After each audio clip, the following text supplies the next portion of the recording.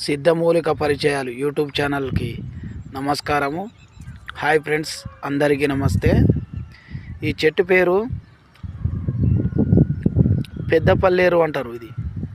ఈ చెట్టు పేరు పెద్దపల్లేరు, తీగ జాతికి సంబంధించింది. పెద్దపల్లేరుగా పిలువబడేటటువంటి మూలిక నేను ఒకసారి చూపెడతాను, అందరూ గమనించాలి.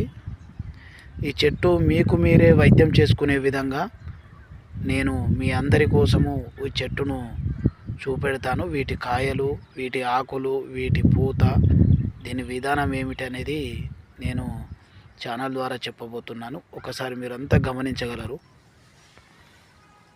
ఈ విధంగా పువ్వులు పసుపు పచ్చ ఎల్లో రంగులో ఉంటాయి. కాయలు ఆ మాదిరిగా ఉంటాయి. చూడండి, ముళ్ళులు ముళ్ళులాగా ఉంటాయి. అందరూ చూడండి, ఈ మాదిరిగా కాయలు ఈ మాదిరిగా ఉంటాయి. పెద్దపల్లేరు అంటారు వీటిని.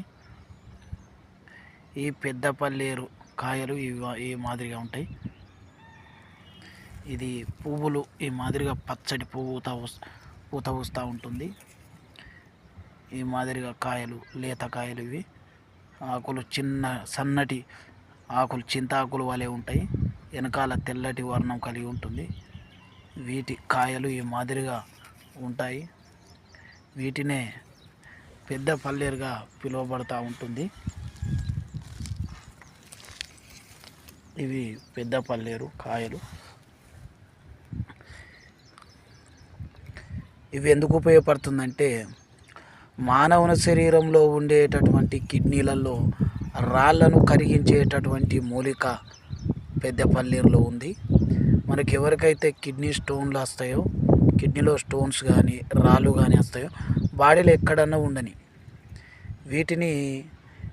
వీటి వేర్లు, ఆకులు సమూలంగా ఒక 100 గ్రాములు తెచ్చుకొని వాటిని మెత్తగా నూరి,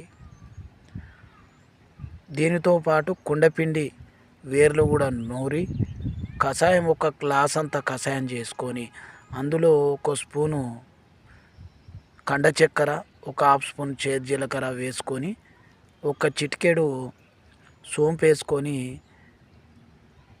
మెత్తగా దంచి ఒక గ్లాసు కషాయము తీసుకున్నట్లయితే అట్లా ఒక 5 రోజులు తీసుకోవాలి.